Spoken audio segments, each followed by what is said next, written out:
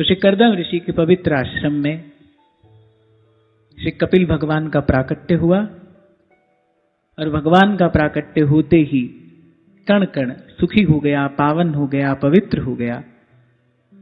ब्रह्मा जी ने जाना कि भगवान का अवतरण हो चुका है, तो ब्रह्मा जी आए कर्दम ऋषि के पास। और ये ब्रह्मा जी और कर्दम ऋषि के मध्य जो थोड़ी सी वार्ता हुई, बहुत ही महत्वपूर्ण और बड़ा गंभीर प्रसंग है, आप इसको बहुत ध्यान से श्रवण करना। ब्रह्मा जी आए कर्दम ऋषि के पास और श्री ब्रह्मा जी ने कहा, त्वया मे पचितिस्तात कल्पिता निर्जलीकतः यन्मे संजगृहे वाक्यम भवान मानदमानयन्। ब्रह्मा जी बड़े प्रसन्न हैं, भगवान का प्राकट्य हुआ है, ये तो प्रसन्नता का कारण है ही। पर श्री ब्रह्मा जी कर्दम ऋषि पर बड़े प्रसन्न हैं। और क्यों प्रसन्न हैं? ब्रह्मा जी ने कहा कि तुमने मेरा सम्मान करते हुए जो मेरी आज्ञा का पालन किया, बोले इससे तुम्हारे द्वारा मेरी निष्कपट पूजा संपन्न हुई है। अब इस बात को बहुत ध्यान से आप समझिएगा। शायद पूर्व भी कभी किसी चर्चा में मैंने आपसे निवेदन किया था कि धूप दीप नैवेद्य आदि से भी भगवान की पूजा होती है। धूप दीप नैवेद्य आदि से भी भगवान की पूजा होती है, पर धूप दीप नैवेद्य आदि से ही भगवान की पूजा नहीं होती।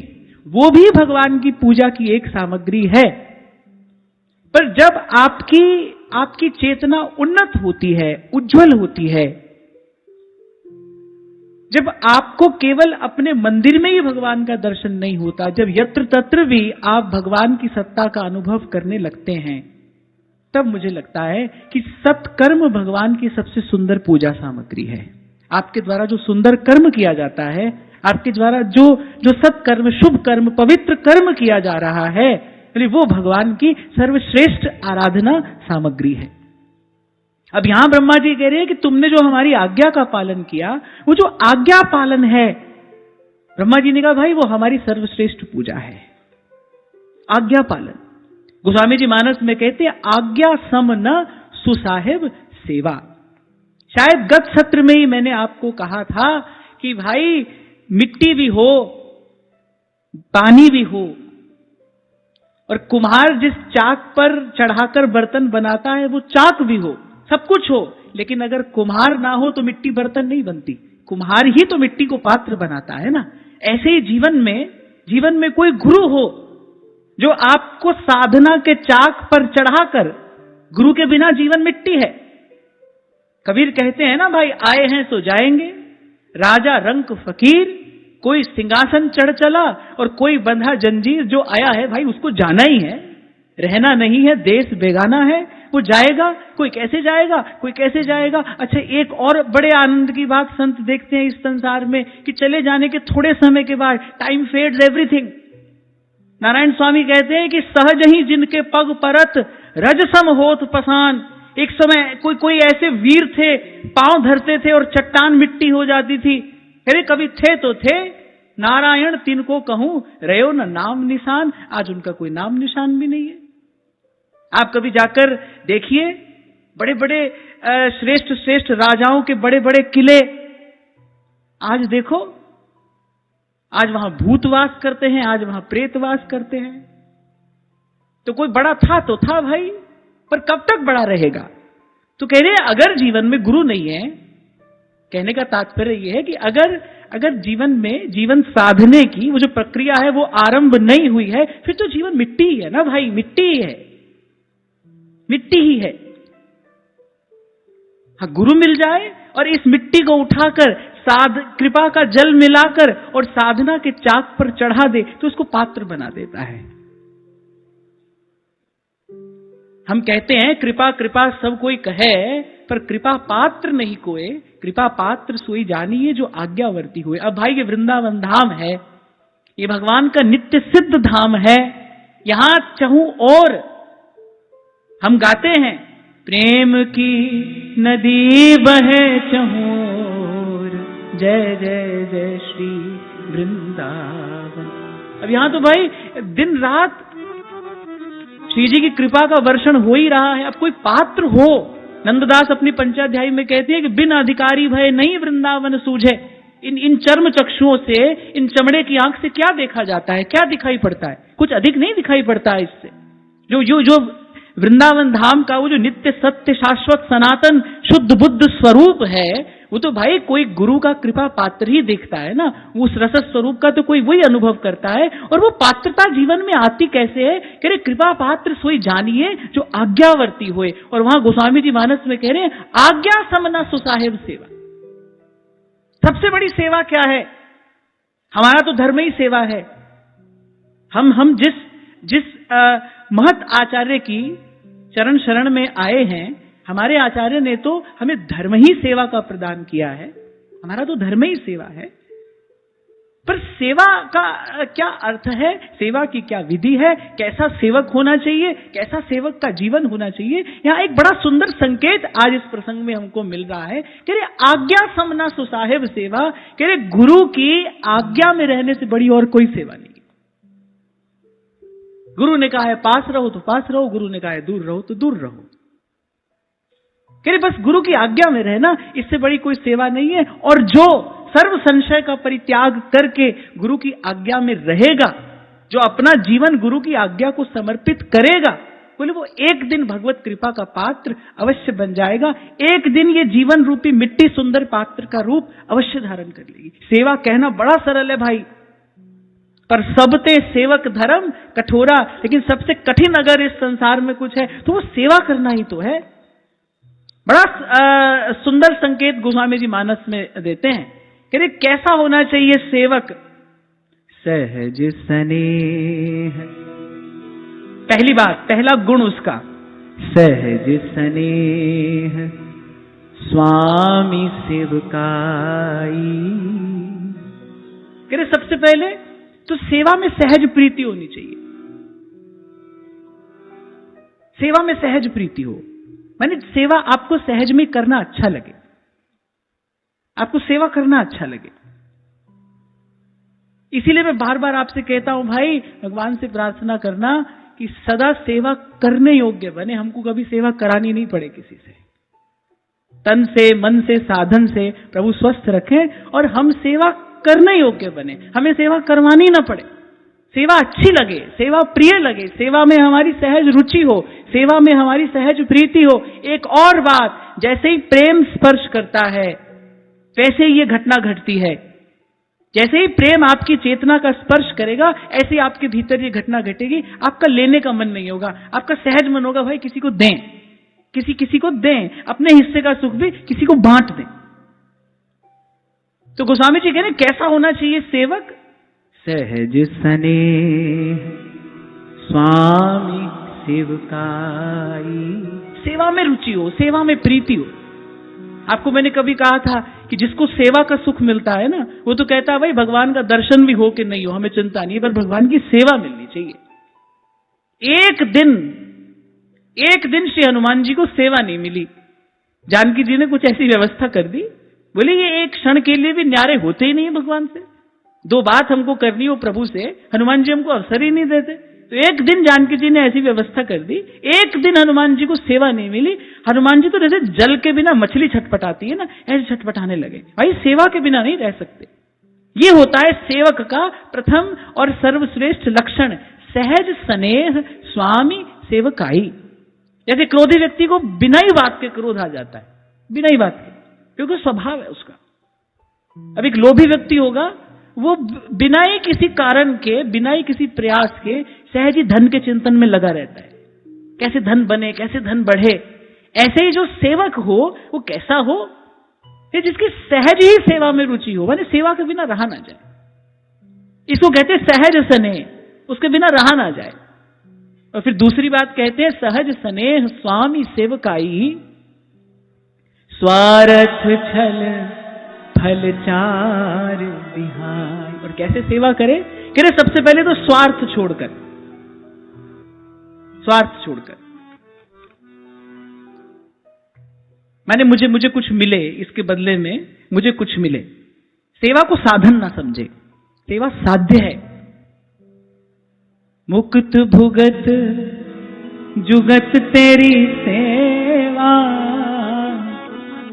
जित तू आप करावे। जिन्होंने इस संसार की सबसे सुंदर सेवा की, सबसे सुंदर सेवा करने वाले कौन है संसार की? संत संसार की सबसे सुंदर सेवा करते हैं। वो ऐसा सुंदर विचार देते हैं, वो ऐसा सुंदर विचार देते हैं कि जड़ चेतन की ग्रंथि खुल जाती है। हरि का नाम, हरि की कथा, हरि का कीर्तन। देखो भाई, 3 ताप से तपते हुए जीव को आज आखिर आवश्यकता किसकी है? सद्विचार की आवश्यकता है। पवित्र विचार की आज संसार को सबसे अधिक आवश्यकता है। विचार ही तो मैला हो गया है। कली केवल मल मूल मलीना, पाप पयोनिधि जनमन मीना। मन ही तो मैला हो गया, विचार ही तो अपवित्र हो गए। संसार को आज सबसे अधिक आवश्यकता सुंदर पवित्र विचार की है। संत सुंदर विचार देता है, हरि की कथा, हरि का कीर्तन, वो अमृत घोलता है हमारे विश्व भरे जीवन में आकर। तो सबसे सुंदर सेवा संत करता है। जिसने संसार की सबसे सुंदर सेवा की, वो क्या कहता है? तुद आगे अरदास हमारी, जी जंत सब तेरा, कहो नानक सब तेरी वड्या, कोई नाम न जाने मेरा। एक बात तो गांठ बांध कर रख लो, सेवा कर रहे हो, सेवा कर रहे हो तो प्रभु का धन्यवाद करते रहना, करते रहना, खूब करते रहना। उसने आपको योग्य समर्थ बनाया है तो आप सेवा कर रहे हो, उसने आपको चुना है तो आप सेवा कर रहे हो। ये तो भाई बहती बहती धारा है गंगा की। आप इसमें गोता लगाकर पवित्र हो जाओ। आप नहीं करोगे तो कोई और करेगा। प्रभु अपना कार्य करा लेंगे, आप नहीं करोगे तो कोई और करेगा। और दूसरी बात, आप नहीं करोगे तो इसमें 2 हानि है।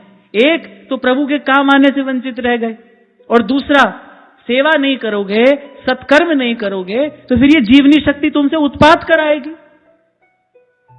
सीधा सा सिद्धांत है ना भाई, energy can neither be created nor destroyed, it can be transform from one form to another, but energy can neither be created but energy can be constructive. Energy can not be destroyed but energy can be destructive. अगर अपनी जीवनी शक्ति को आप सत्कर्म में नहीं लगाओगे, सेवा में नहीं लगाओगे, और खास तौर से जो युवा लोग सुनते हैं मुझे, उनको तो मैं बहुत बल देकर कहूंगा, सेवा करते रहना, सेवा के साथ साथ भजन करना। ये सब बालक यहां जो मेरे साथ बरसों से रह रहे हैं, आप कभी इनसे पूछना, यदि आए थे तो मैंने एक ही बात कही थी, भाई यहां किसी की सेवा करते रहना, सेवा करते करते भजन करना, सेवा करते करते भजन करना, सेवा करते रहना। नहीं करोगे तो वो जो आपकी जीवनी शक्ति है वो कुछ ना कुछ अवांछित ले आएगी आपके जीवन में, आपको पहुंचा देगी कहीं कहीं ऐसी जगह जहां आपको नहीं जाना चाहिए। मन से, विचार से, चिंतन से, क्रिया से, वृत्ति से, प्रवृत्ति से वो आपको पहुंचा देगी कहीं और। तो मैं तो कहता हूं कि सेवा मिले तो धन्यवाद करिए, भगवान ने आपको चुन लिया। वो किसी से भी करा सकते हैं अपना कार्य, वैसे तो उनको किसी की भी आवश्यकता नहीं है। जिनकी मात्र कृपा दृष्टि से सकल विश्व को पलते देखा, उनको किसी की आवश्यकता नहीं है, फिर भी प्रभु ने आपका हमारा चयन किया, हम सौभाग्यशाली हैं। कहो नानक सब तेरी वड्याई, कोई नाम न जाने मेरा। तो कह रहे पहले तो सहज स्नेह स्वामी सेवकाई, पहले तो सेवा में सहज प्रीति हो, और फिर कह रहे स्वार्थ, सबसे पहले तो स्वार्थ का त्याग करके सेवा करें। भाई इसके बदले मुझे क्या मिलेगा? जब आप कोई साधन करते हैं तब फल की इच्छा होती है, लेकिन सेवा साधन नहीं है, सेवा साध्य है, सेवा तो फल है। संसार में कहते हैं सेवा करोगे तो मेवा मिलेगा, ऐसी बोलचाल की भाषा में कह देते हैं ना, सेवा करोगे तो मेवा मिलेगा। पर भाई बड़ी भूल है ये, सेवा ही मेवा है, सेवा का कोई और मेवा नहीं है, सेवा ही मेवा है। असली वस्तु, असली जीवन का फल, जीवन की सफलता, सार्थकता सेवा ही तो है, सेवा ही है। एक बार 5-7 वर्ष पहले की बात है, शंभू जी का स्वास्थ्य ऐसे थोड़ा सा ठीक नहीं रहता था, तो हमने इनको 2-4-5 दिन के लिए नेचुरोपैथी में भेज दिया। हमने कहा आप वहां चले जाओ, ये तो बेचारे दूसरे दिन घबरा गए, वहां तो सब बड़ा सुंदर था, स्वस्थ था, ये तो दूसरे दिन घबरा गए। ये तो मुझे फोन पर कहा, बोले जी मैं तो यहां नहीं रह सकता हूं। मैंने कहा क्यों? बोले सुबह से शाम तक कोई काम ही नहीं है यहां पर। तो बोले मैं तो ऐसे नहीं रह सकता। तो ये 5-7 दिन के लिए गए थे, 2-3 दिन में ही लौट आए। मैंने सेवा के बिना रहा ना जाए, ये होती है सेवा में सहज प्रीति। आपका कोई हिडन एजेंडा नहीं होना चाहिए। आपके शब्दों में अगर मैं कहूं, आपको सेवा मिली है, आप सेवा कर रहे हैं, तो आपका कोई हिडन एजेंडा नहीं होना चाहिए, किस लिए कर रहे हैं सेवा। अरे सेवा ही सब साधनों का फल है। इसलिए गोस्वामी जी ने कहा सहज स्नेह स्वामी सेवकाई। मैं ये बात इसलिए बड़े विस्तार से कह रहा हूं भाई, हम तुम सब सेवा करने वाले बैठे हैं यहां पर। हम सबको लगता है भाई हम सेवा कर रहे हैं, श्री जी की सेवा कर रहे हैं, संतों की सेवा कर रहे हैं, इसकी सेवा कर रहे हैं, उसकी सेवा कर रहे हैं। आज ये प्रसंग आया, ब्रह्मा जी ने कहा भाई आज्ञा पालन सबसे बड़ी सेवा है, गुरु की आज्ञा में रहो, ये सबसे बड़ी सेवा है। और फिर सेवक का गुण यहां पर प्रकट हो रहा है। कैसा होना चाहिए सेवक? जो आज्ञा, सब प्रकार के संशय से रहित उसकी बुद्धि हो, द्वंद्व रहित उसका चिंतन हो, तब वो सेवा के योग्य है। तभी कह रहे हैं सब ते सेवक धर्म कठोरा। सेवक होना कठिन है। आप माला लेकर भजन करो, कर लोगे। अपने मंदिर में आप ठाकुर जी की पूजा करो, कर लोगे। प्रकट में साधु की सेवा में आपको भेज दिया जाए, कठिनाई पड़ेगी बाप, कठिनाई पड़ेगी। क्यों? क्योंकि जिसे सेवा कहते हैं उस स्थिति को प्राप्त करने के लिए इन सब सोपानों से होकर जाना पड़ेगा। अब अपने भीतर देखना, टटोलना नहीं है, हमारे भीतर स्वार्थ मिलेगा। आप ढूंढोगे, ईमानदारी से ढूंढोगे, आपको मिलेगा। और यदि स्वार्थ है तो फिर सेवा नहीं है भाई, फिर सेवा नहीं। आप सेवा के प्रत्युत्तर में कुछ चाहते हो, फिर वो सेवा नहीं है, फिर वो एक क्या है? व्यापार है। फिर वो एक व्यापार की वृत्ति। भाई आप कुछ दे रहे हो, बदले में आप कुछ लेना चाहते हो। तो सबसे पहले कहते हैं स्वार्थ छोड़कर सहज स्नेह। याद कर लो ये पंक्तियां, गाओ। सहज स्नेह स्वामी सेवकाई। स्वप्न में भी कभी कोई ये विचार ना आए भाई सेवा के बदले हमें क्या मिलेगा, चाहे वो श्री जी का दर्शन ही क्यों ना हो ना। स्वार्थ फल फलचार विहार। सबसे पहले स्वार्थ छोड़कर,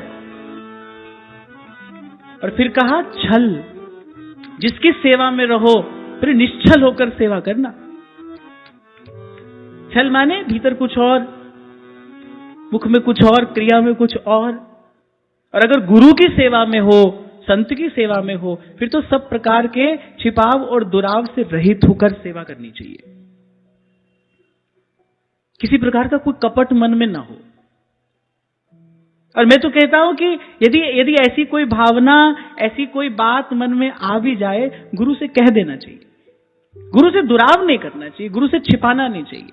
जैसे डॉक्टर से ही रोग छिपाओगे तो रोग बढ़ेगा ना। डॉक्टर से तो जो भी आपको पीड़ा हो, कष्ट हो, कह देना चाहिए, और कहना पड़ता है, तभी तो रोग का निदान होता है, उसका समाधान होता है। पर क्या है ना, हमारी वृत्ति कैसी है, अच्छी बात तो खूब बढ़ चढ़कर बताते हैं। गुरुजनों को भी छोटा सा भजन में कोई अनुभव हो जाए, छोटा सा कोई अनुभव हो जाए ना, तो दौड़ दौड़ कर बढ़ चढ़कर बताते हैं। क्यों? अपने गुरुजी से तो कहना ही चाहिए। फिर जैसे कभी कोई मेरे को भी कह देता था पहले, अब तो मेरा मिलना नहीं होता किसी से। पहले कहते थे कि आपसे तो कह सकते हैं ना, आपको तो कहना ही चाहिए ना, और फिर अपना अनुभव कहा। हम भी भाई मुस्कुराते हुए सुन लेते हैं, क्योंकि भाई मुझसे नहीं कहोगे किसी और से कहोगे जाकर। नारद जी जब कामदेव को जीत कर आए, सबसे पहले महादेव के पास गए, महादेव को अपनी सारी कथा स्वयं कह सुनाई। अच्छा, महादेव ने कहा कि नारद जी एक बात हम आपसे विनती करके कह रहे हैं, आप ये कथा श्री हरि के सन्मुख जाकर मत गाना। नारद जी ने मन में सोचा, बोले ये हमारा उत्कर्ष देख नहीं पा रहे, ये जो हमारा उत्कर्ष हो रहा है ना, क्योंकि कामदेव ने इनकी समाधि तो छेड़ ही दी थी, हमारी नहीं छेड़ पाया, तो बोले ये हमारा उत्कर्ष देख नहीं पा रहे। नारद जी ने कहा अब तो सबसे पहले हम उन्हीं को जाकर बताएंगे। फिर उसके बाद हुआ क्या आप सब जानते हो, नारद जी की क्या दशा हुई आप सब जानते हो। आप देखो जिसके बल पर वो स्थिति पाई, महादेव सबके गुरु हैं, वो त्रिभुवन के गुरु हैं। गुरु कह रहा है भाई ये काम नहीं करना, छोटा सा अनुभव, क्या छोटी सी उपलब्धि, छोटी सी प्राप्ति, नारद जी पचा नहीं पाए, प्रभु को जाकर सब बात कही। तो छोटा सा अनुभव वो तो अपने गुरु को तो बताना ही चाहिए। लिख कर बताओगे, हमसे मौका मिलेगा तो सामने आकर बताओगे। अरे ये सब बताते हो गुरु को, ये बताओ नहीं बताओ, गुरु को अपने मन का कपट बताना चाहिए, गुरु को अपने मन का पाप कहना चाहिए, गुरु को अपने मन की नीचता कहनी चाहिए। पर हमारी सहज वृत्ति यही है, मनुष्य ऐसा ही करता है ना भाई। पुण्य का तो खूब प्रकाश करता है, अखबार में छपाता है, अपने पुण्य का तो वो खूब प्रकाश करता है और चाहता है, उसको अखबार में छपाता है। इसीलिए क्या होता है, पुण्य प्रकट होते ही क्षीण हो जाता है। आपने कोई सत्कर्म किया, फिर आपने उसको यहीं पर प्रकट कर दिया, तो माने आपने कमा भी लिया और आपने खर्च भी कर दिया। पुण्य को तो प्रकाशित करता है, पाप को छिपाता है।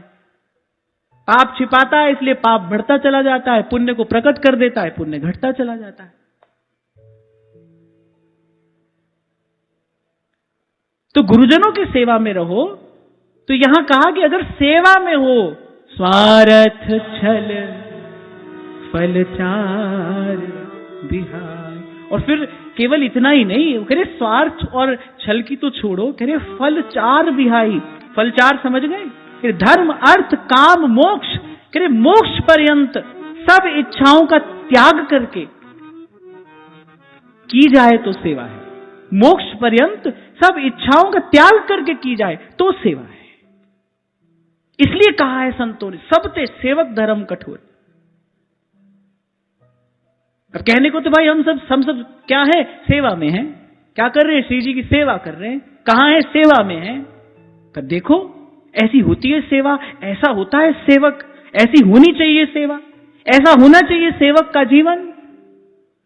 तो कहा सहज स्नेह स्वामी सेवकाई, स्वार्थ छल फल चार विहाई, आज्ञा सम न सुसाहिब सेवा, सो प्रसाद जनु पावे दे। कह रहे स्वामी की आज्ञा में रहने जैसी कोई और सेवा नहीं है, बस आज्ञा में रहे। जैसे एक बार पता नहीं किसने मुझसे पूछा कि बोले आप तो किसी से मिलते नहीं, तो हम अपने गुरुदेव की सेवा कैसे करें। जहां से आज मैंने चर्चा आरंभ की ना, कि जैसे धूप दीप से ही भगवान की पूजा नहीं होती, भगवान की सबसे सुंदर पूजा सत्कर्म से होती है, शुभ कर्म से होती है, पवित्र कर्म से होती है। ऐसे ही गुरु की सेवा, महाराज ही वाणी में कह रहे हैं, संत की सेवा नाम से आई है। गुरु ने जो नाम दिया है उसको जपिए, रटिए, ध्याइए, गाइए, अपना जीवन सुंदर बनाइए। गुरु की सबसे बड़ी सेवा है। और जहां तक मेरी बात है, मैं तो पहले दिन से आपसे यही कहता आ रहा हूं और अंत तक आपसे यही कहता रहूंगा, आपका जीवन सुंदर बने, आपका जीवन पवित्र हो, आपका हमारा जीवन श्री जी की सेवा भजन के योग्य बने। यही हमारी सबसे बड़ी सेवा है, यही हमारी सबसे सुंदर सेवा है। आप ये करो, पर ये करना कठिन है। दुनिया भर की भेंट सामग्री मेरे माथे डाल देना आसान है, वो तो आप कर लोगे, मैं जानता हूं। मैं कभी आपसे एक वस्तु कहूंगा तो आप दो ले आओगे, मैं ये भी जानता हूं। पर मैं आपसे ये सेवा नहीं चाहता, मुझे आपसे इस सेवा की अपेक्षा नहीं है। चाहता हूं आपका जीवन सुंदर बने। जिस स्थान में, जिस परिवेश में, जिस वातावरण में आप रहते हो, आप सबके लिए साधक बनो, आप सबके लिए सहयोगी बनो। सरल से शब्दों में मैं कह दूं, आपका जीवन किसी के काम आए। बाबा बुल्ले शाह बड़ी सुंदर बात कहते हैं, कहते बुल्लिया जे तू कदे किसे दा फट नहीं सीता। कोई अभाव में था, आप उसके काम नहीं आए। करे बुल्लिया जे तू कदे किसे दा फट नहीं सीता, करे एवें फेर यही माड़ा तू कख नहीं कीता। इसलिए मैं आपको कह रहा हूं, ये बच्चे जब मेरे पास में आए, फिर सबसे पहली बात यही कही थी, सेवा करते करते भजन करना। आ तो गए, सब छोड़कर आ गए, बोले भजन करेंगे। क्या करोगे यहां, बैठ जाओगे 4 घंटा बैठ जाओगे, 6 घंटा बैठ जाओगे, नहीं बैठ पाओगे, नहीं बैठ पाओगे। वहां पर पहुंचते पहुंचते पहुंचा जाता है, कई सीढ़ियां पार करने के बाद कोई वहां पर पहुंचता है, और कोई बिरला ही वहां तक पहुंचता है। हम तो भाई साधक हैं, आ गए हैं, श्री जी की बड़ी कृपा है, यहां तक आ गए, पर सेवा करते रहना। मन को, भाव को उज्जवल करने वाली सेवा के जैसी और दूसरी कोई रीति नहीं है। और मैंने आपसे यह भी सदा कहा, जब मैं कहूं सेवा तो केवल मंदिर में ठाकुर जी की सेवा नहीं कह रहा हूं मैं, सबकी सेवा, जब अवसर मिल जाए, जब प्रभु आपको अवसर दे दे किसी की भी सेवा का। और सेवा करनी कैसे है? हमको किसी की भी सेवा करने का अवसर मिले, हमको नहीं देखना है कि हम किसकी सेवा करें, हम तो उसी की सेवा कर रहे हैं, जो है उसी का है, हम उसी के नाते, उसी की प्रेरणा से, उसी की दी हुई शक्ति से उसी की सेवा कर रहे हैं। चार बात याद रखनी है, हम प्रभु के नाते, प्रभु की दी हुई शक्ति से, प्रभु की प्रेरणा से प्रभु की ही सेवा कर रहे हैं, और कोई भाव अन्य अपने मन में नहीं आने देना है। अगर ये सोचकर करोगे भाई इसकी सेवा कर रहे हैं, तो फिर आपको बदले में उत्तर क्या मिलेगा, इस बात की अपेक्षा रहेगी।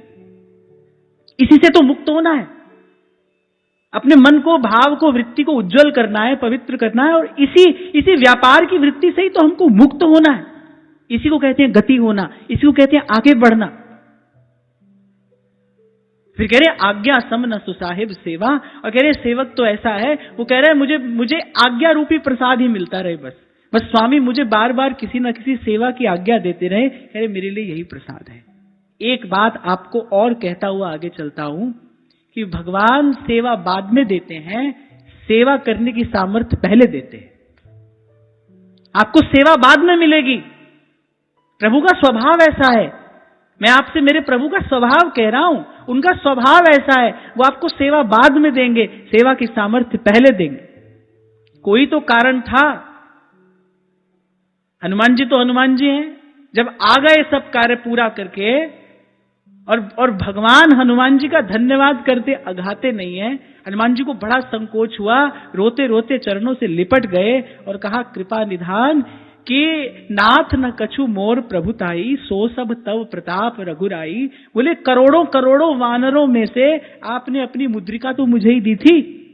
हनुमान जी ने कहा, बोले प्रभु इतने इतने वानर थे, आपने मुझे मुद्रिका दी? वो मुद्रिका नहीं थी, वो आपने मुझे ये कार्य पूर्ण करने की सामर्थ्य प्रदान की थी। भगवान ने पहले सामर्थ्य दी। तभी गोस्वामी जी कह रहे हैं, प्रभु मुद्रिका मेली मुख माही, जलधि लांघि गए अचरज नाही। ये जो गोस्वामी जी ने कहा ना अचरज नाही, बोले कोई आश्चर्य मत करो। अरे वो तो भगवान की इच्छा थी, भगवान ने तभी हनुमान जी को मुद्रिका दी। हनुमान जी मुख में रखी, मुद्रिका पर लिखा क्या था? राम। राम नाम से अंकित मुद्रिका थी ना। तो यहां एक और गूढ़ार्थ है। कह रहे जैसे हनुमान जी प्रभु के नाम से अंकित मुद्रिका और मुख में रखकर वो 100 योजन का समुद्र लांघ गए, ऐसे ही जो अपनी जिह्वा पर प्रभु का नाम रखेगा वो ऐसे ही हनुमान जी की तरह बिना परिश्रम के भव सिंधु भी लांघ जाएगा। जिस नाम से पत्थर तरे, जिस नाम से पत्थर तरे, उससे तेरा करना जरा शरण मेरे राम की, मेरा करुणा निधान है। तो हम भाई बड़ भागी हैं, हमारे हिस्से ये सेवा रूपी अमृत फल आया है। अब हमको अपने जीवन को सेवा धर्म के अनुरूप बनाना है।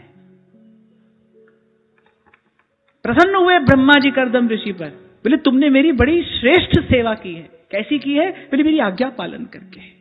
देखो कई बार हमने चर्चा की कि जीवन जीने के दो ही मार्ग हैं, दो ही तरीके हैं, एक स्वार्थ है, एक परमार्थ है। मोटी बुद्धि से ये बात समझ लेनी चाहिए। एक स्वार्थ का रास्ता है, एक परमार्थ का रास्ता है। एक रास्ता है जिस पर दिन रात आपको व्यापार करना है, भाई ये दिया है अब इसके बदले में ये मिलेगा। बटोर लो, उस मार्ग पर चलकर बटोर लो, और फिर देखो मन की प्यास बुझी या नहीं बुझी। पर सावधान, सावधान, ऐसा करने से पहले सावधान रहना कि ऐसा करते करते ये जीवन रूपी अवसर हाथ से जा रहा है, ये समय हाथ से जा रहा है जो लौट कर आने वाला नहीं है। इसलिए मैं आपको कहता हूं भाई, बुद्धिमानी तो यही है, और शास्त्र की आज्ञा है कि धर्मस्य तत्वम निहितम गुहायाम महाजनो येन गतः स पंथाः। शास्त्र यही आज्ञा देता है, बोले अपनी बुद्धि न लगाना, जिस रास्ते पर महापुरुष चलकर गए हैं बोले वही रास्ता पकड़ना, वही रास्ता आपको उस परम उज्जवल गंतव्य तक लेकर जाएगा। जी मार्ग सब संत गया छे, भी मार्ग में जा से अपनी बुद्धि न लगाना। कहीं ये सोचो भाई कि महाराज ने कहा एक स्वार्थ का रास्ता एक परमार्थ का, चलो एक बार स्वार्थ वाला ही चल के देख लेते हैं। चल के देख तो लोगे, पर वो जो समय की क्षति होगी उसको कौन पूरा करेगा भाई? कितना क्षणभंगुर जीवन है, पानी केरा बुदबुदा और मानुष की जात, आज है कल नहीं है, आज है कल नहीं है। तो इसलिए बुद्धिमानी तो यही है, विवेक तो इसी को कहते हैं कि महज्जन जिस मार्ग पर चल कर गए भाई हम भी उसी पर चलेंगे। श्री गुरु चरण सरोज रज और निज मन मुकुर सुधार। अरे एक और बात भी मैं आपको कहता हूं कि जब ये जीवन की डोर दे दी जाती है ना प्रभु के प्यारे किसी समर्थ संत के हाथ में, फिर जीवन में निश्चिंतता, निर्भरता, निर्भयता सहज आ जाती है। आपने अपने जीवन की डोर सच में दे दी प्रभु के प्यारे किसी संत किसी भक्त के हाथ में, आपके जीवन में निश्चिंतता, निर्भयता और निर्भरता सहज आ जाएगी। ये पंक्तियां गाने में ही कितना सुख मिलता है। मुझ में तुझ में बस भेद यही,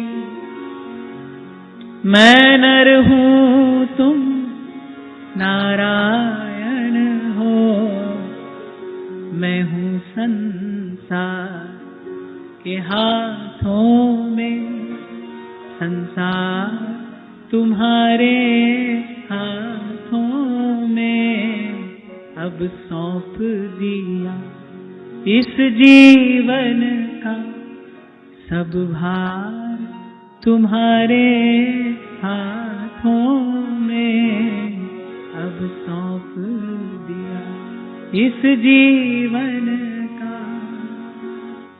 दृष्टि डालो संसार की ओर।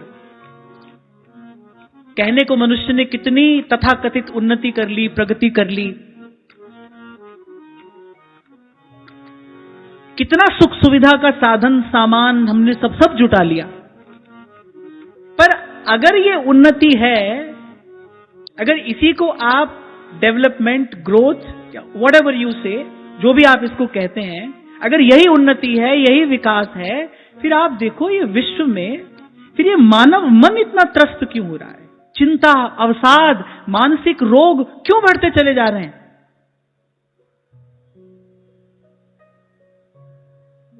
मन कितना अस्वस्थ हो गया है, कितना निर्बल दुर्बल हो गया है। आपने सुख सुविधा का साधन तो जुटाया, लेकिन कितनी चिंता बढ़ गई जीवन में। एक बार कहीं कहीं किसी संत के चरणों में बैठकर थोड़ा उससे विवेक प्राप्त करके एक बार विचार तो करो भाई, ये घाटे का सौदा किया है या फायदे का? क्या क्या देकर क्या लिया आपने?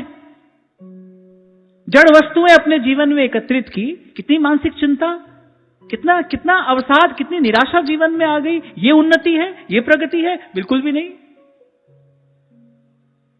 मेरे विचार से तो बिल्कुल भी नहीं है।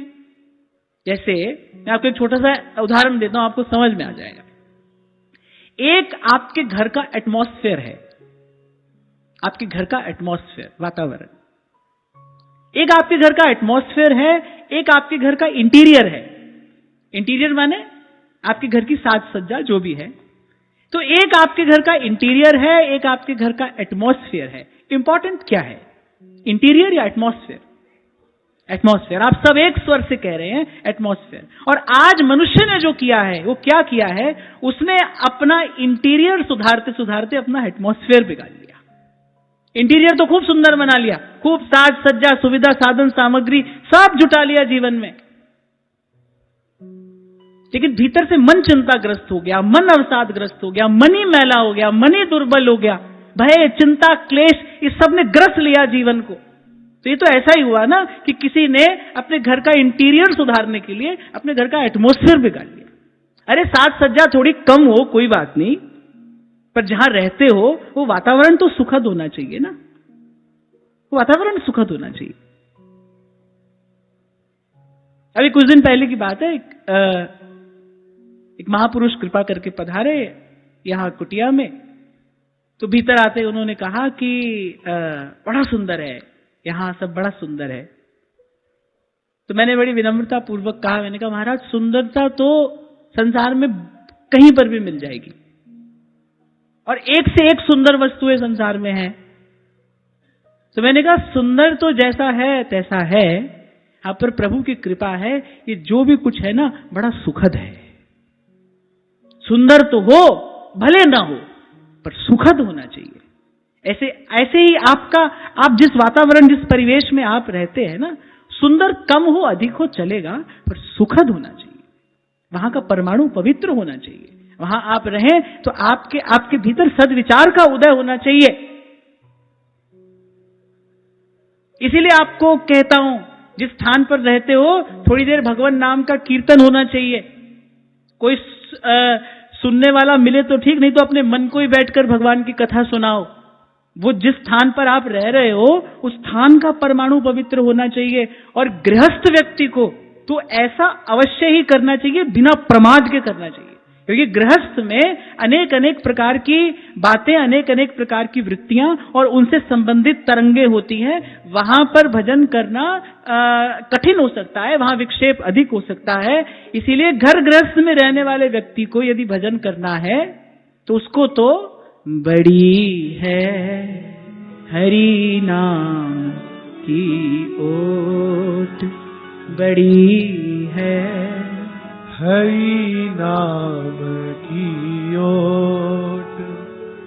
तो मैं आपसे ये कह रहा था कि आज ये जो सेवा भाव पर, सेवा धर्म पर जो हमने चर्चा की, जाना बैठकर इसका विचार करना, देखना हमारी सेवा में कहां कहां कौन कौन सा दोष आ रहा है और उस दोष को दूर करने का प्रयास करना, इसी का नाम साधना है।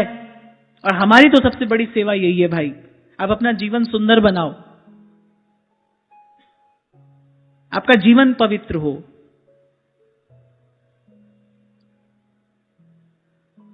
जब भी कभी दीक्षा भी होती है तो मैं यही बात कहता हूं, भाई भजन करना, और इसलिए करना हमारा जीवन श्री जी की सेवा के, श्री जी के भजन के योग्य बन जाए। हम किसी भी प्रकार से प्रभु की कृपा से, प्रभु के ही भजन से प्रभु के योग्य बना जा सकता है, और अपने किसी साधन से तो हम प्रभु के योग्य बन नहीं सकते।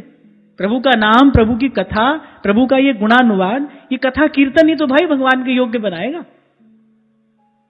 प्रभु के योग्य बनाने की शक्ति प्रभु के नाम में है, प्रभु के रूप में है, प्रभु की लीला में है, प्रभु के धाम में है। तो ऐसे हरि का नाम लेते लेते, भगवान के गुणों का कीर्तन करते करते अपने जीवन को भगवान के योग्य बनाना है।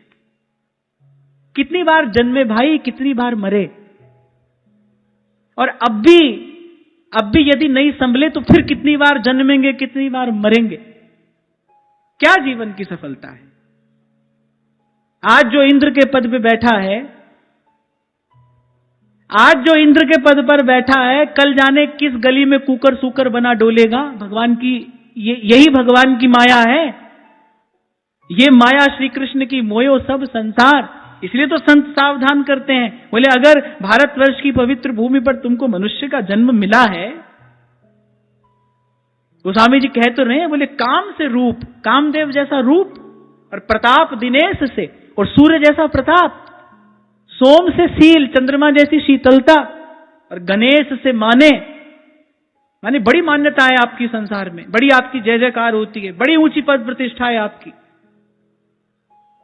बोले काम से रूप, प्रताप दिनेश से, सोम से सील, गणेश से माने, शुक से मुनि, सारद से वक्ता, चिरजीवी लोमस से अधिकाने। कह रहे हरिचंद से सांचे, राजा हरिश्चंद्र के जैसे सत्यवादी हो, हरिचंद से सांचे, विधि से बड़े, ब्रह्मा जैसे बड़े हो, और मघवा से महीप, विषय सुख साने, और इंद्र जैसा सुख तुम्हारे पास में है। बोले ये सब एक तरफ, और एते भये तो कहा तुलसी, जो पे जान की जीवन राम ना जाने। बोले प्रभु से परिचय हुआ कि नहीं? प्रभु के चरणों से प्रेम की डोर बंधी कि नहीं? जब परीक्षा का परिणाम आता है ना, मोटी बात तो यही होती है, भाई पास हुए कि फेल हुए। संसार की परीक्षा में तो होता होगा ऐसे कितने प्रतिशत, फर्स्ट क्लास, सेकंड क्लास। यहां ऐसा कुछ नहीं है। यहां तो परीक्षा के मोटे मोटे दो ही परिणाम आते हैं, पास हुए कि फेल हुए। कुछ भी पाया, तो प्रभु से प्रेम नहीं हुआ तो फेल ही फेल है भाई। क्यों? क्योंकि लौट कर यहीं आना पड़ेगा। और मैंने कहा आज जो इंद्र के पद पे बैठा है, कल किसी गली में कुकर सूकर हुआ डोलेगा। ऐसा होता ही आया है और ऐसा होता ही रहेगा। क्षीणे पुण्य मर्त्य लोकम विशंति, भगवान गीता में स्वयं कह रहे हैं। और मिल गया प्रभु का कोई प्यारा संत, कोई ऐसो रे सुखदाई, जिस हरि की कथा सुनाई, तिस भेंटे गति होए हमारी, तिस भेंटे गति होए हमारी। तो भाई फिर बात बन गई। संत मिला, वो सुनाएगा भगवान की कथा। बोले देखना काग जैसा मन उजला हो जाएगा। पहले ये मन काग था, करता जीवन घात, अब तो मन हंसा भया और मोती चुग चुग खात।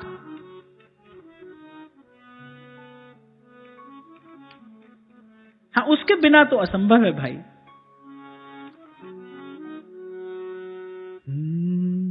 मन मस्त हाथी पे मुनिया बैठी, अंकुश दे दे हारी।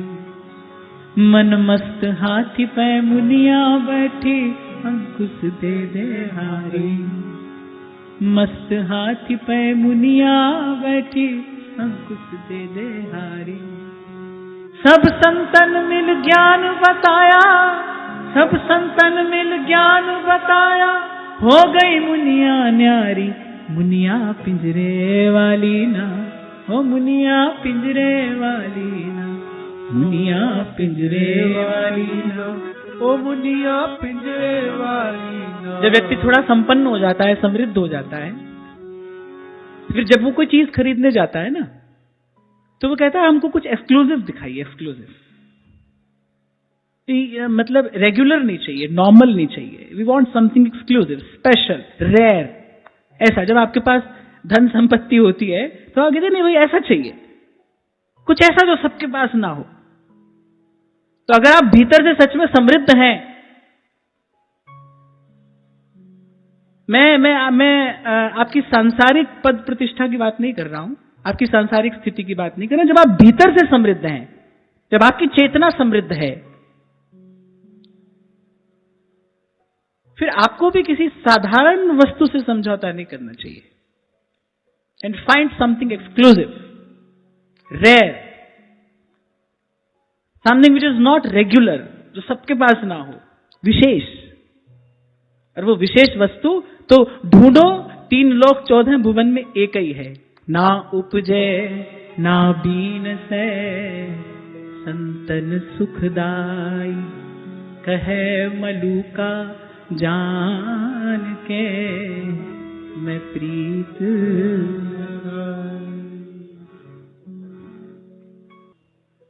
यही तो कसौटी है स्वयं को कसने की। भीतर से कितना समृद्ध हुए आप। मैंने कहा ना कि हंस देते हैं महादेव मां भवानी से ये कहते कहते। बोले जीव बड़ा भ्रम में है, उसको लगता है मैंने कमा लिया, मैंने बना लिया, मैं बन गया। बोले ऐसा कुछ नहीं है। जी ही जस जग रघुपति करही, सोती ही छिन तस हो। तो प्रभु जिसको जैसा कर देते हैं वो वैसा हो जाता है। ज्ञानी मूढ़ ना कोय, बोले बिहसी महेश तब। गोस्वामी जी ने यहां बिहसी शब्द का प्रयोग किया है। बिहसना कहते ठहाका मार के हंसना। महादेव वैसे हंसते हुए ये बात कह रहे हैं, बोले बिहसी महेश तब, बोले ज्ञानी मूढ़ ना कोय, जी जस जग रघुपति करही, सोती ही छिन तस होए। उमा दारू जोशित की नाई, सबही नचावत राम गुसाई। तो भाई बाहर जो आपके पास है वो तो आपके प्रारब्ध का फल है, आ रहा है जा रहा है, ठीक है, वो जो है सो ठीक है। और मैं तो कहता हूं उसका भी आप कितना सदुपयोग कर पाए, ये बात महत्वपूर्ण है। आपके पास कितना है इससे कोई प्रयोजन नहीं है, आप कितना सदुपयोग कर पाए। आपके पास ये विवेक था कि नहीं था? कई बार मैंने आपसे कहा 100 कमरे का घर बना लो, महल बना लो, एक में ही तो रहोगे, एक साथ 2 में रह सकते हो? बताओ, है आप में इतनी सामर्थ्य? आप अब अपनी इस अल्पता का विचार मनुष्य को करना चाहिए, उसको अपनी अल्पता का विचार करना चाहिए, उसको अपनी इस असमर्थता का विचार करना चाहिए। आप बना लीजिए 1000 कमरों का महल, आप एक से अधिक में एक साथ रह सकते हैं कि नहीं? नहीं। आप सारे संसार का भोजन अपने घर में भर लो, आप अपनी भूख से ज्यादा खा सकते हो कि नहीं? नहीं खा सकते। खाओगे तो रोगी हो जाओगे, आपके पास सामर्थ्य नहीं है। इसलिए पुण्य से, प्रारब्ध से अगर प्रभु ने दिया है, फिर ये देखो कि संपत्ति के साथ साथ सुमति भी दी है भगवान ने, है विवेक उसका सदुपयोग करने का, काम आए किसी के। अरे साधारण भी एक व्यक्ति यहां तक पहुंच गया और कहता है ये जिंदगी उसी की है जो किसी का हो गया, तो ठीक है, मैं तो कहता हूं वो जो है सब प्रभु की कृपा है, अच्छा है। पर वहां पर भी एक प्रश्न ये अवश्य है, आपने सदुपयोग किया कि नहीं किया? और अगर आप भीतर से समृद्ध हुए फिर तो इस बात का निरंतर विचार होना चाहिए, भाई अब हमको साधारण वस्तु नहीं चाहिए, अब हम भीतर से समृद्ध हैं, अब विशेष वस्तु चाहिए, एक्सक्लूसिव, सुपर एक्सक्लूसिव, दुर्लभ। दुर्लभ लेकिन मैंने ऐसा देखा है ना, मैंने ऐसा देखा है, और मैं भी कभी उस गली से होकर आया हूं, तो मुझे पता है जब आपकी गांठ में होता है कुछ, फिर आप कहते नहीं भाई हमको विशेष वस्तु चाहिए, समथिंग रेयर। और दुर्लभ तो भाई एक ही वस्तु है, ये गुरु की कृपा से बड़ी देर बाद हमको समझ में आया, दुर्लभ वस्तु तो एक ही है, गोपाल गोकुल वल्लभी, प्रिय गोप गोसुत वल्लभम, चरणारविंदमहं भजे, भजनीय सुरमुनि दुर्लभम, चरणारविंदमहं भजे, भजनीय सुरमुनि दुर्लभम। दुर्लभ वस्तु तो एक ही है। So if you are really rich, if you have that real richness, then go for this. इस दुर्लभ वस्तु को प्राप्त करिए, क्योंकि किसी भी दृष्टि से विचार करिए, जीवन की अंतिम और जीवन की वास्तविक सफलता यही है, यही है। ज्ञान सहित नरदेहवर भरत खंड में हुई, इतना बानक प्रभु की कृपा से अगर बन गया, आपको भारत की भूमि पर मनुष्य का जन्म मिला, तो अब तो फिर सकल सयानप छाड़ भज, दुर्लभ है यह बार। तो ब्रह्मा जी ने कहा तुमसे बड़ा प्रसन्न हूं, और फिर माता देवहूति से भी ब्रह्मा जी ने कहा कि ये जो तुम्हारे गर्भ से जन्मे हैं, बोले इनमें कभी साधारण बुद्धि न करना, ये ऋषियों के मुनियों के आराध्य हैं, ये सब लोगों के एकमात्र स्वामी हैं, श्रीमन नारायण नारायण, श्रीमन नारायण नारायण नारायण, श्रीमन नारायण नारायण, श्रीमन नारायण नारायण नारायण। बोले वो अलौकिक ज्ञान जो काल के क्रम से लुप्त हो गया था, फिर उस अलौकिक ज्ञान को पुनः प्रकट करने के लिए ब्रह्मा जी ने कहा तुम्हारे गर्भ से श्री हरि का ये अवतार हुआ है, कपिल के नाम से ये तीनों लोकों में विख्यात होंगे और अविद्या जनित मोह की ग्रंथि को काट कर पृथ्वी में स्वच्छंद विचरण करेंगे और समस्त सिद्धों के स्वामी होंगे।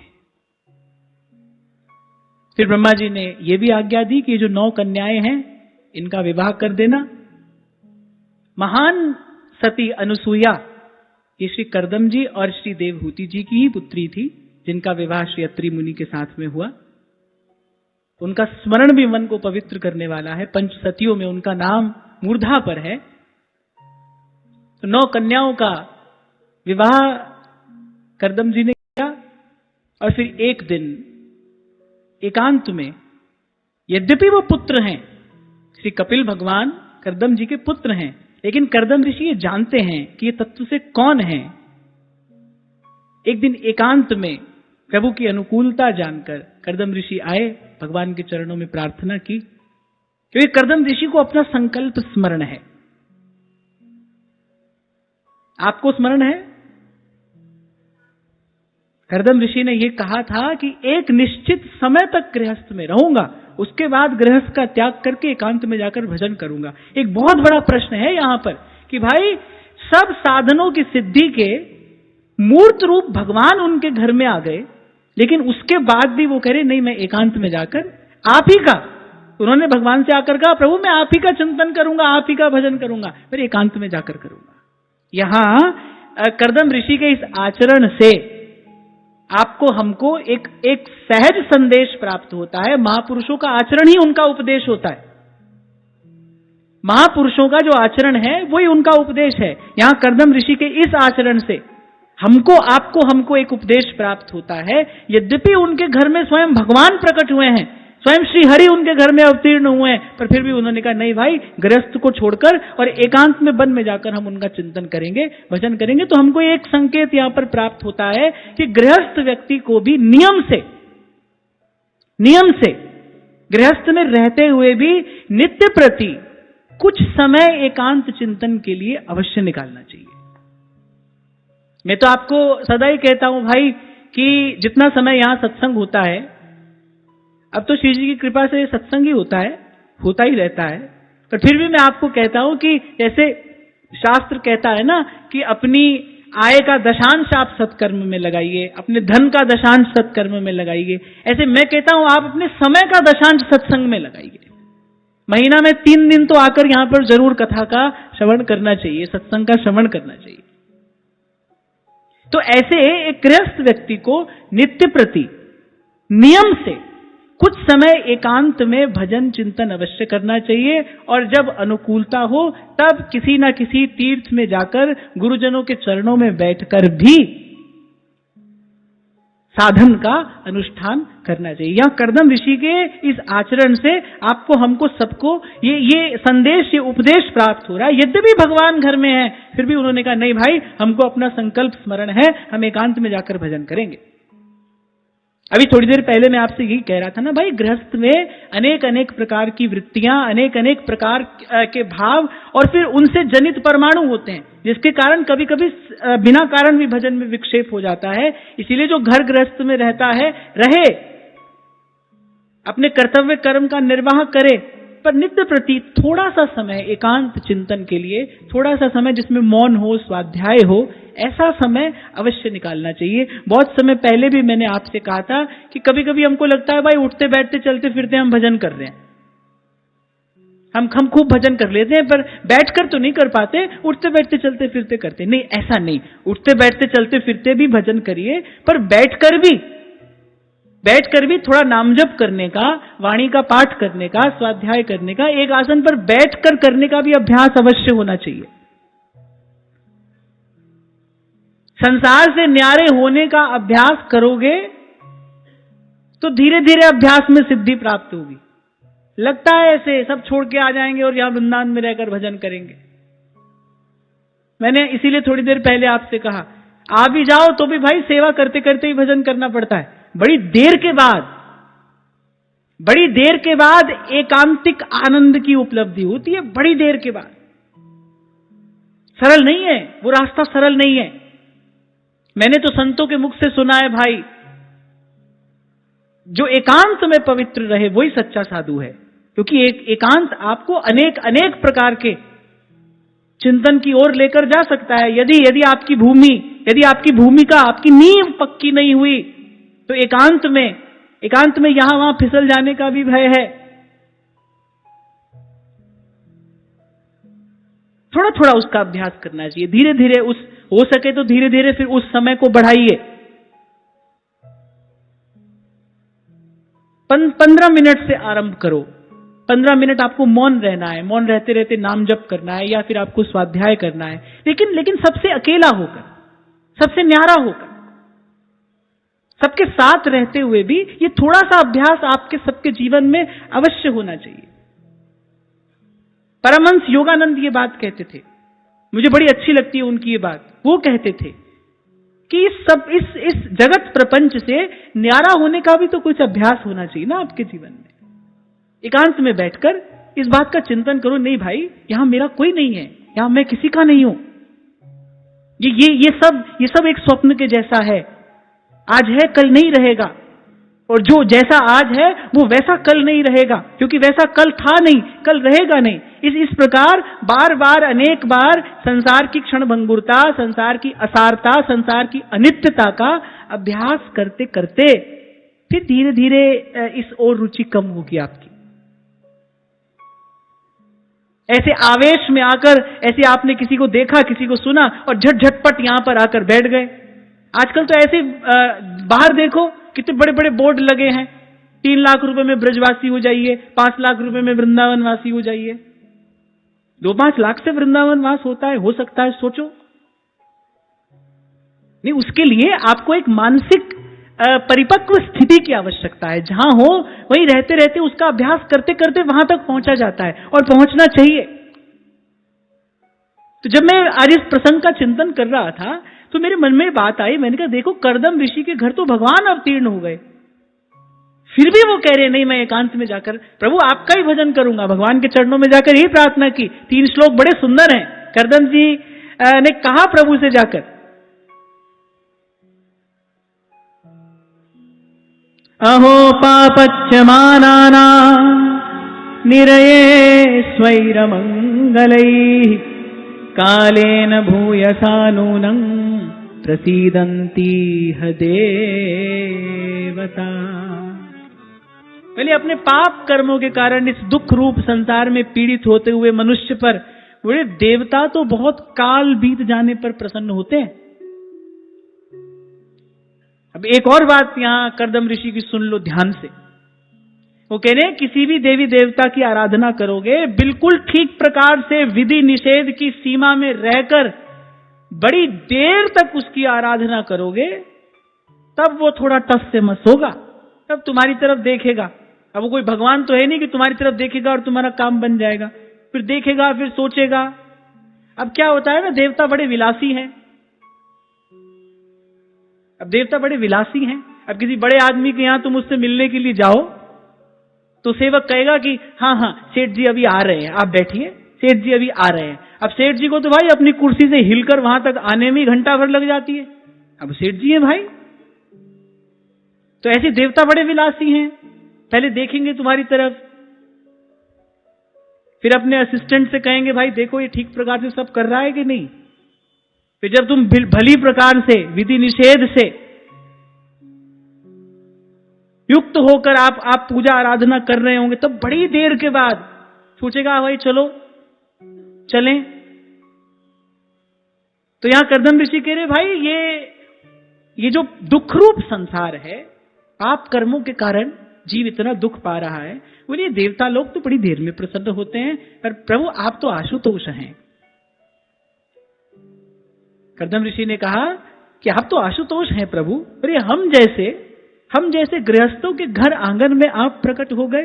किंचित भी आपने हमारे द्वारा की जाने वाली अपनी अवहेलना की ओर ध्यान नहीं दिया। कई बार आपसे कहता हूं ना मैं कि 32 सेवा अपराध बताए गए हैं भक्ति शास्त्रों में, और मैं आपको बताऊं तो आपको लगेगा भाई ये हमसे रोज ही होते हैं, किसी ना किसी प्रकार से कोई ना कोई अपराध हमसे बनता ही है। ठाकुर जी तो कुछ नहीं कहते।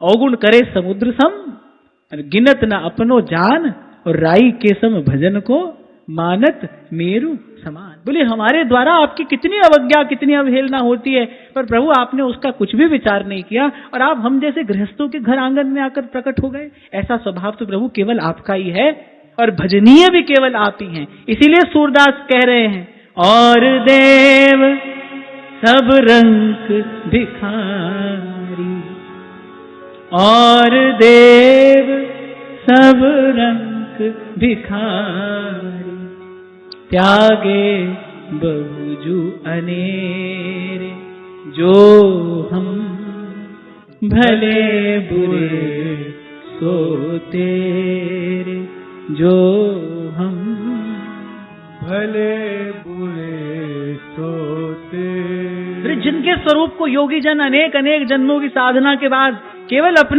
अपने उर अंतर में देखने का अभ्यास करते हैं पर सफल नहीं हो पाते, इतने दुर्लभ हैं आप। बोले वो अपने सहज स्वभाव के कारण, अपने प्रेम पूरित स्वभाव के कारण, बोले हम जैसे गृहस्थों के घर आंगन में प्रकट हो गए।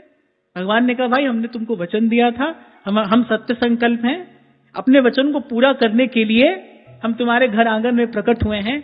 कर्दम ऋषि ने कहा, फिर हम भी तुम्हारे पिता हैं। बोले हमने भी ये संकल्प किया था, एक समय तक गृहस्थ में रहेंगे और उसके बाद एकांत में जाकर आपका चिंतन करेंगे। तो अब हमारे भी संकल्प के पूर्ण होने का समय आया है। आए तो आपसे आज्ञा लेने हैं, क्योंकि हम ये जानते हैं कि हमारे संकल्प से कुछ होने का नहीं है। जब तक आपकी आज्ञा नहीं होगी, जब तक आपकी कृपा, आपकी अनुकूलता नहीं होगी, तब तक हमारा शुभ संकल्प सफल नहीं होगा। लेकिन आपके चरणों में यही विनय, यही प्रार्थना लेकर आए हैं कि आप हमारे अनुकूल होइए और हमको एकांत में जाकर भजन करने की आज्ञा दीजिए। एक टक आपके इसी रूप का दर्शन करते करते मैं जाऊंगा और सतत निरंतर इसी रूप को अपने मन मानस में, अपने घट मंदिर में विराजमान करके इसी स्वरूप का चिंतन करते करते मैं मुक्त होना चाहता हूं, कृतार्थ होना चाहता हूं। तो भगवान ने प्रसन्नता पूर्वक कहा, मामात्मानं स्वयं ज्योति सर्वभूत गुहाशयम्, आत्मन्येवात्मना वीक्ष्य विशुको भयम् रेच्छसि। भगवान ने कहा, तथास्तु, ऐसा तुम्हारे मन का मनोरथ है, अवश्य ही पूर्ण होगा। बोले शीघ्र ही सब प्रकार के भय बंधनों से मुक्त होकर उस निर्भय अमर पद को तुम प्राप्त करोगे। यहां यही बात सबसे सुंदर मुझे विचारणीय, चिंतनीय प्रतीत हुई। यद्यपि भगवान घर में है, पर उन्होंने कहा, प्रभु आपका संकल्प था, आपने अपना संकल्प पूर्ण किया, आप हमारे घर में पुत्र होकर आ गए, अब हम भी अपना संकल्प पूर्ण करेंगे। और महापुरुष को अपने आचरण के द्वारा ही तो लोक को उपदेश देना होता है। जैसे थोड़ी देर पहले मैंने आपसे कहा ना, हो सकता है महापुरुष उपदेश न करे। महाराज जी, स्वामी श्री शरणानंद जी महाराज तो बार बार यही कहते थे। आपसे भी जो प्रसाद मुझे मिला, उसमें इस वाक्य की अनेक बार पुनरावृत्ति हुई। वो कहते थे, भाई हम तो कोरे उपदेश देने को सबसे निम्न कोटि की सेवा मानते हैं। ये जो कोरा उपदेश देना है, बोले तो सबसे निम्न कोटि की सेवा है। उत्तम सेवा तो यही है कि उज्जवल आचरण करके एक ज्योति स्तंभ की प्रतिष्ठा इस संसार में की जाए, उज्जवल आचरण करके। हमारे महाप्रभु जी का जस निर्मल क्यों है? आचरण करके दिखाया। सेवक का जीवन कैसा होना चाहिए? व्यास जी आए, महाप्रभु रसोई में दाल बना रहे हैं। नारमल जी क्या देखते हैं? नंगे पांव छोटी छोटी लकड़ी बीन कर अपने उत्तरीय वस्त्र में रख रहे हैं। कौन? प्रकट प्रेम को रूप धरे, श्री हरिवंश उदार, वृंदावन रस कहन को प्रकट धर्यो अवतार। वो जो वंशी तत्प्रेम रूपिका, जिसका पुराण इस प्रकार यशोगान करते हैं, जो प्रिया प्रियतम को प्राणों से अधिक प्रिय है, वो वंशी जब आचार्य का रूप लेकर इस धराधाम पर अवतीर्ण होती है, प्रिया जी के उपासक का, युगल के सेवक का जीवन कैसा होना चाहिए, महाप्रभु ने इसका उपदेश नहीं किया, इसका आचरण करके दिखाया। इसीलिए आचार्य हैं, तो ये जो उपदेश देना है, भगवत प्राप्त महापुरुषों का कहना है भाई यहां ठीक है, ये भी ठीक है, पर उत्तम तो यही है कि उज्जवल आचरण से इस संसार में एक ज्योति स्तंभ की प्रतिष्ठा की जाए, जिससे आने वाले जो साधक हैं उनका पथ प्रशस्त हो सके, उनका पथ प्रकाशित हो सके। खूब मौज से कर्दम ऋषि घर में रहकर नित्य भगवान का दर्शन भजन कर सकते थे, पर उन्होंने कहा नहीं, मैंने भी संकल्प किया था एक निश्चित समय तक गृहस्थ में रहूंगा, और यदि मैं आज गृहस्थ का त्याग करके वन में, मैं आज वानप्रस्थ होते हुए सन्यासी नहीं होता, तो बोले मेरे पीछे मेरे पद चिन्हों का अनुसरण करने वाले, बोले वो तो कहीं से कहीं पहुंच जाएंगे। महर्षि शायद आपने ही मुझे बहुत साल पहले सुनाया था श्री रामानुजाचार्य भगवान के जीवन की घटना, कि जब एक दिन कुछ अशक्त होने के कारण जब सूर्य नारायण को अर्घ देने के लिए वो उठ नहीं पा रहे थे, शायद अवस्था बहुत अधिक हो गई थी, तो उनके सेवकों ने कहा कि भगवान आपके लिए हम कुछ ऐसी व्यवस्था कर देते हैं कि आप बैठे बैठे ही सूर्य भगवान को अर्घ दे दिया करिए। तो आचार्य प्रभु क्या उत्तर देते हैं, बोले अगर आज मैं बैठे बैठे अर्घ देता हूं तो कल तुम लेटे लेटे देने लगोगे, क्योंकि काल के क्रम से विकृति आती है, पता भी नहीं चलता आ जाती है। काल के क्रम से विकृति आती है और आती ही है। कितना भी बढ़िया दूध हो, थोड़े समय बाद खराब हो जाएगा कि नहीं हो जाएगा। आपने समय रहते उसका उपयोग नहीं किया तो वो खराब हो जाएगा, उसमें विकार उत्पन्न हो जाएगा। जल में विकार उत्पन्न होता है, फल में विकार उत्पन्न हो जाता है, ऐसे ही परंपराओं में भी सहज विकृतियां आ जाती हैं। तो आचार्य महाप्रभु की जो ये बात है बड़ी महत्वपूर्ण है। उन्होंने कहा कि यदि मैं बैठे बैठे अर्घ देने लगा, कल तुम लेटे लेटे देने लगोगे।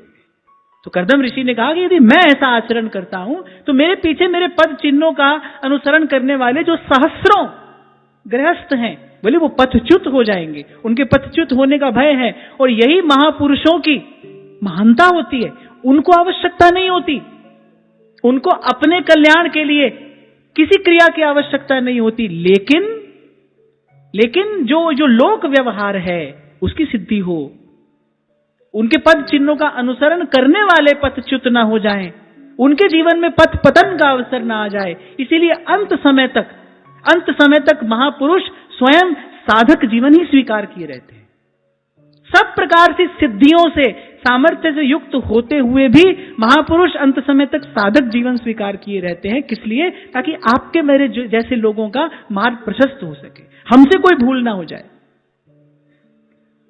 क्योंकि आज जब मैं इस प्रसंग का चिंतन कर रहा तो बहुत देर तक मैं यही विचार करता रहा, भाई कर्दम ऋषि को वन में जाने की आवश्यकता क्या थी? भगवान आ गए उनके घर में, और ऐसा नहीं कि कर्दम ऋषि नहीं जानते। एकांत में जाकर उन्होंने कहा, बोले प्रभु मैं आपको खूब पहचानता हूं, आप कौन हैं? कह अपने पुत्र से रहे हैं, पर कह रहे प्रभु मैं आपको जानता हूं, आप कौन हैं? आप ही योगियों के आराध्य हैं, आप ही हैं शंकर जिनका अपने मन मानस में निरंतर ध्यान करते हैं। और जब कर्दम ऋषि ने ये कहा ना अन्य देव, तो बड़ी देर बाद आराधना करने पर और सही प्रकार से आराधना करने पर प्रसन्न होते हैं। यहां कर्दम ऋषि ने यह भी बता दिया, आपको मैं कोई साधारण देवता भी नहीं समझ रहा हूं, आप वही हैं जिसको योगी अलख निरंजन कहकर गाते हैं, महादेव सतत जय सच्चिदानंद कहकर जिनका भजन करते हैं, मैं जानता हूं आप वही हैं। अब वो जानते हैं कि मेरे घर में भगवान है, फिर भी जा रहे हैं। क्यों? क्योंकि भाई इसी धर्म के पालन के फलस्वरूप तो आज ये मंगलमय दिन आया है कि हमारे घर आंगन में भगवान बैठे हैं। अब प्रभु को पा लेने के बाद उस धर्म को कैसे छोड़ दिया जाए? हमको कभी श्री जी मिले तो भाई ये जो महाप्रभु ने हमको ये जो सुंदर सेवा की रीति दी है, इसी में लगे तो कभी श्री जी का अनुभव होगा। तो श्री जी का अनुभव हो जाने के बाद क्या सेवा छोड़ देंगे? फिर तो और प्रेम और अनुराग से सेवा होनी चाहिए।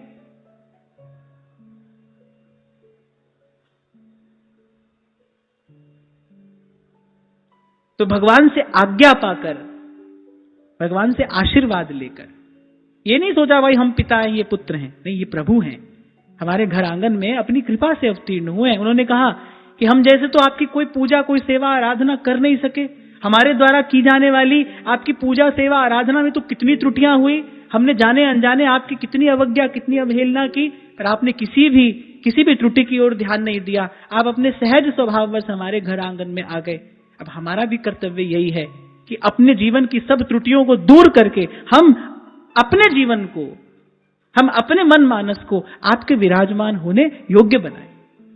देखो यहां एक बात मुझे आपको विश्राम के समय ये कहनी है, हमको महाप्रभु जी मिले, महाप्रभु जी की कृपा से हमको सहज में ये देव दुर्लभ रस रीति प्राप्त हो गई। अब भाई इसके प्रति हमारा भी तो कुछ कर्तव्य है। हम क्या वैसे के वैसे मैले कुचैले ही बने रहेंगे? हमारा भी तो इसके प्रति कोई कर्तव्य है। हमको ऐसा प्रसाद मिला है, अब भाई हमको भी तो अपने जीवन को श्री जी के योग्य बनाना है ना। और मैं तो कहता हूं कि हम बने न बने, हम कुछ कर पाए न कुछ कर पाए, लेकिन हमको करने का प्रयास सतत करना चाहिए, निरंतर करना चाहिए, बिना थके करना चाहिए। मैं आपसे सदा कहता हूं मैं कुछ भी कर लूं, लेकिन मेरे पास वो शब्द नहीं है जिससे मैं आपको ये बता सकूं कि आपको हमको क्या मिल गया है। मैं तो इतना ही कहूंगा, भ्रम भूल में भटकते बस उदय हुए जब भाग, मिला अचानक गुरु मुझे, लगी लगन की ला। ये दो पंक्तियां मुझे बड़ी प्यारी हैं। श्री स्वामी जी महाराज कह रहे हैं भ्रम भूल में भटकते, अरे हम तो वही भ्रम भूल में भटक रहे थे, कह रहे मिला अचानक, बोले बस ऐसे ही अचानक प्रभु की कृपा हो गई, संत मिल गया। कोई ऐसो रे सुखदाई जिस हरि की कथा सुनाई, और जिस भेटे गति होए हमारी, हमको संत मिल गया। ऐसे ही भाई हम भी भटक रहे थे और भटकते रहते, हमको महाप्रभु जी मिल गए। महाप्रभु जी ने हमें प्यार करना सिखाया, जिन्होंने हमें प्यार करना सिखाया। अब भाई अब उन्होंने तो हमको जो देना था दे दिया। महाप्रभु के भंडार में श्री जी के चरणारविंद से सुंदर, श्रेष्ठ, उज्जवल, उत्कृष्ट, अमूल्य और कौन सी वस्तु है? महाप्रभु जी ने हमें उन चरणों के भजन का अधिकार दे दिया, उन चरणों की सेवा का अधिकार दे दिया। और वो हमें क्या देंगे? उन्होंने तो भाई हमको अपना सर्वस्व दे दिया। हम कपटी हैं, हम स्वार्थी हैं,